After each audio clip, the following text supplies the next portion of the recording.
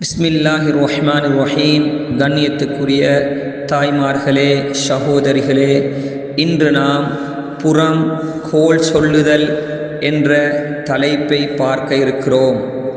நபி ஸல்லல்லாஹு அலைஹி வஆலிஹி வஸல்லம் அவர்கள் சஹாபாக்களை விழித்து கேட்டார்கள், அத்ததுரூன மல் கீபா, சஹாபாக்களே, உங்களுக்கு புறம் என்றால் என்னவென்று தெரியுமா என்று கேட்டார்கள்.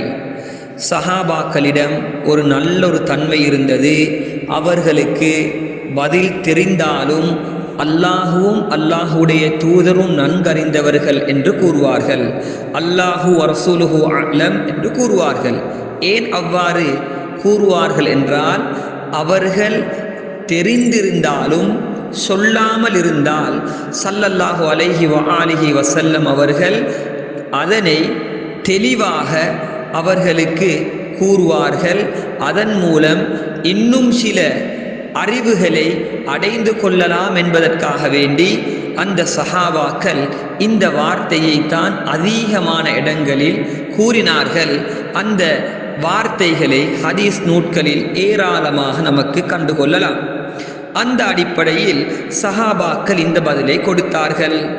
அதற்கு பின்னால் ஸல்லல்லாஹு அலைஹி வஆலிஹி வஸல்லம் அவர்கள் சஹாபாக்களுக்கு விளங்கக்கூடிய முறையில் சஹாபாக்களில் உயர்ந்த மட்டத்தில் உள்ள சஹாபி உட்பட அவரிலிருந்து கீழே இருக்கக்கூடிய, அதாவது லேசாக அனைவருக்கும், சிறியவர்களுக்கும் பெரியவர்களுக்கும் விளங்க முடியுமான முறையில் விளங்க முடியுமான வார்த்தைகளை வைத்து புறம் என்றால் என்ன என்று தெளிவாக கூறினார்கள். ஸிக்ருக அஹாக பிமா யக்ரஹு, உங்களுடைய சகோதரனை பற்றி அவர் இல்லாத நேரத்தில் அவர் வெறுக்கக்கூடிய ஒன்றை பேசுவது தான் புறம் என்று கூறினார்கள். உதாரணமாக, யாராவது ஒருவர் அவருடைய உற்ற நண்பர் இல்லாத நேரத்தில் அவரிடம் இருக்கக்கூடிய ஒரு தன்மையை இன்னொருவரிடம் கூறுகிறார். இவர் இப்படிப்பட்டவர், இவர் இப்படி செய்தவர், இவர் இப்படி செய்யக்கூடியவர் என்ற வார்த்தைகளை கூறுகிறார் என்றால், அந்த வார்த்தைகளை கேள்விப்பட்டால் வெறுப்பார் என்று இருந்தால் இந்த வார்த்தைகள் புறமாக இருந்து கொண்டிருக்கிறது. சஹாபாக்கள் ஆச்சரியத்துடன் கேட்டார்கள், அஃபரஐத இன் கான ஃபீ அஹீ மா அகூல், அல்லாஹ்வின் தூதரே, நான் சொல்வது என்னுடைய தோழனிடத்தில், என்னுடைய சகோதரன் இடத்தில் இருந்தாலுமா என்று கேட்டார்கள். ஒரு முக்கியமான ஒரு கேள்வி. சஹாபாக்கள் கேட்ட கேள்வி மிக முக்கியமானது. நாம் பேசக்கூடிய அந்த பேச்சு அவருடைய வாழ்க்கையில் இருந்தாலுமா என்று கேட்டார்கள். உதாரணமாக, ஒருவர் திருடிவிட்டார். அந்த திருட்டு செயலை நான் இன்னும் ஒருவரிடம் இன்னார் இப்படி செய்துவிட்டார் என்று கூறினால் இதுவும் புறமா என்று கேட்டார்கள். ஸல்லல்லாஹு அலைஹி வஸல்லம் அவர்கள் அழகான பதிலை கொடுத்தார்கள். இன் கான ஃபீஹி மா தகூல் ஃபகத் இப்தக்தஹு இக்தப்தஹு. இன் கான ஃபீஹி மா தகூல், நீங்க கூறக்கூடியது உங்களுடைய சகோதரன் இடத்தில் இருந்தால் நீங்கள் புறம் பேசிவிட்டீர்.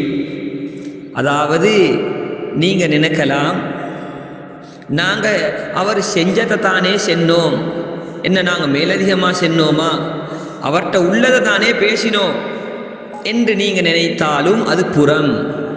அவர்கிட்ட உள்ளதை பேசினால் அவர் இல்லாத நேரத்தில் அவரிடத்தில் உள்ளதை அவர் இருந்தால் வெறுப்பார் என்று இருந்த வார்த்தைகளை, சொற்களை, பேச்சுக்களை அவர் இல்லாத நேரத்தில் நீங்கள் பேசுவதுதான் புறம் என்றார்கள். சுப்ஹானல்லாஹ். நம்முடைய வாழ்க்கையை ஒரு கணம் சிந்திக்க கடமைப்பட்டிருக்கிறோம். தாய்மார்களே, சகோதரிகளே, ஒவ்வொருவரும் தன்னுடைய நெஞ்சில் கையை வைத்து கேட்க வேண்டும், நான் இந்த நோயினால் பீடிக்கப்பட்டிருக்கிறேனா இல்லையா? நமக்கு ஒருவருடைய குறையை கண்டால் அவரை பற்றி ஒருவரிடத்திலாவது சொல்லாவிட்டால் நமக்கு நிம்மதியற்ற நிலையை போன்று நாம் மாறிவிடுகிறோம். இதனை யாரிடத்திலாவது சொல்ல வேண்டும், இந்த சுமையை யாரிடத்திலாவது இறக்க வேண்டும் என்று நம்மில் அநேகமானவர்கள் இந்த நோயினால் பீடிக்கப்பட்டிருக்கிறார்கள். மற்றவர்களை பார்த்தல், மற்றவர்களின் குறைகளை பேசுதல், இது குறையாக மட்டும் அல்ல, புறமாகவும் இருந்து கொண்டிருக்கிறது. அதற்கு பின்னால் ஸல்லல்லாஹு அலைஹி வஆலிஹி வஸல்லம் சஹாபாக்கள் இந்த விடயத்துக்காக வேண்டித்தான் சஹாபாக்கள் அல்லாஹும் அல்லாஹுடைய தூதரும் மட்டும் அறிந்தவர்கள் என்று சொன்னார்கள். ஏன்? கேட்ட கேள்வி புறமென்றால் என்ன என்று அதற்கு மட்டும் ஸல்லல்லாஹு அலைஹி வஆலிஹி வஸல்லம் அவர்கள் பதில் கொடுக்கவில்லை. இன்னும் ஒன்றை மேலதிகமாக சொல்லப் போகிறார்கள். அது சஹாபாக்களுக்கு தெரியாத ஒரு விடயம். அது என்ன தெரியுமா கண்ணியமானவர்களே? ஸல்லல்லாஹு அலைஹி வஆலிஹி வஸல்லம் கூறினார்கள், அவரிடம் உள்ளதை கூறினால் அவரிடம் உள்ளதை பேசுவது புறம் என்றார்கள். இதன் மூலம் இன்னொன்று உருவாகிறது, அவரிடம் இல்லாததை பேசினால். அதற்கும் ஸல்லல்லாஹு அலைஹி வஆலிஹி வஸல்லம் பதில் கூறினார்கள், அவரிடத்தில் இல்லாததை நீங்கள் பேசினால் நீங்கள் இட்டுக்கட்டு விட்டீர், அதுவும் பெரும் பாவமாக இருந்து கொண்டிருக்கிறது. சுப்ஹானல்லாஹ். சஹாபாக்களுடைய எவ்வளவு அழகான முறை! ஸல்லல்லாஹு அலைஹி வஆலிஹி வஸல்லம் அந்த சஹாபாக்களை எப்படி அரவணைத்து அவர்களுக்கு எந்த முறையில் இந்த விடயங்களை கற்றுக் கொடுத்திருப்பார்கள். கண்ணியமானவர்களே, புறம் என்பது பெரும் பாவங்களில் ஒன்று. இன்று நாம் நினைக்கிறோம், விபச்சாரம் செய்தால் அவனை நாம் பள்ளிக்கு எடுக்க மாட்டோம், பள்ளியிலிருந்து ஒதுக்குவோம், ஊரிலிருந்து ஒதுக்குவோம். மனிதர்கள் பேச மாட்டார்கள். விபச்சாரி, விபச்சாரன் என்று மனிதர்கள் கூறுவார்கள். அந்த வீட்டில் உள்ள பெண் விபச்சாரம் செய்கிறாள். அந்த வீட்டுக்கு ஒவ்வொரு நாளும் ஆண்கள் சென்று வருவதை நாம் பார்த்து கொண்டிருக்கிறோம். அந்த பெண் ஒரு விபச்சாரி என்று ஊரே பேசுவார்கள். என்றாலும் ஸல்லல்லாஹு அலைஹி வஆலிஹி வஸல்லம் அவர்கள் கூறினார்கள், அல் கீபத்து அஷத்து மினஸ் ஸினா. விபச்சாரத்தை விட மிக்க கடினமானதுதான் புறம் பேசுவதென்று கூறினார்கள். நம்முடைய சமூகத்தில் இது ஒரு சர்வசாதாரணமான ஒரு பாவமாக இருந்தாலும் அல்லாஹுடைய தூதர் விபச்சாரத்தை விட கடினமாக்கின ஒரு பாவம் என்பதை நாம் விளங்கிக் கொள்ள வேண்டும். விபச்சாரத்தை யாரும் பள்ளியில் செய்ய மாட்டார்கள், அது பள்ளியே என்று மதிப்பார்கள். என்றாலும் பள்ளியை கூட இந்த நோய் விட்டு வைக்கவில்லை என்றால் நாம் நினைத்து கொள்ள வேண்டும், நாம் பள்ளிக்கு இபாதத்துக்கு சென்று அந்த இடத்தில் இகாமத் சொல்லும் வரைக்கும் என்ன பேசிக்கொண்டிருக்கிறோம்? அவரை பற்றி குறை பேசுகிறோம், இவரை பற்றி பேசுகிறோம், ஒவ்வொருவருடைய குறையையும் நாம் பேசிக்கொண்டிருக்கிறோம் ஒரு இபாதத்துக்கு சென்று விட்டு. அதுவும் எப்படிப்பட்ட ஒரு பாவம்? விபச்சாரத்தை விட கடினமான ஒரு பாவத்தை செய்து கொண்டிருக்கிறோம் என்பதை யாரும் மறந்துவிடக்கூடாது. தராவீஹ் தொழுகைக்கு வந்திருக்கிறோம், 4-5 பெண்கள் ஒன்று சேர்ந்தால் அவர்கள் முதாக்கரா நல்ல விடயங்கள் பேசினால் நன்மை கொடுக்கப்படும். குறைகள் பேசக்கூடிய நேரத்தில், புறம் பேசக்கூடிய நேரத்தில் விளங்கிக் கொள்ள வேண்டும் தாய்மார்களே, இது விபச்சாரத்தை விட கடினமான ஒரு பாவத்தை நான் செய்து கொண்டிருக்கிறேன்.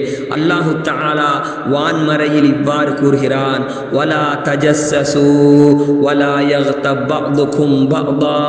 நீங்க ஒருவர் மற்றவருடைய குறையை துறவி ஆராய வேண்டாம், ஒருவர் மற்றவரை பற்றி புறம் பேசவும் வேண்டாம். உங்களில் ஒருவர் தன்னுடைய சகோதரனுடைய மாமிசத்தை அவர் மரணித்ததற்கு பின்னால் சாப்பிட விரும்புகிறீரா என்று கேட்டுவிட்டு அல்லாஹ்வே கூறுகிறான், நீங்கள் விரும்ப மாட்டீர்கள். நீங்கள் புறம் பேசுவது தன்னுடைய மரணித்த சகோதரனுடைய மாமிசத்தை சாப்பிடுவதற்கு சமம் என்றார்கள். என்றால் நாம் விளங்கிக் கொள்ள வேண்டும்.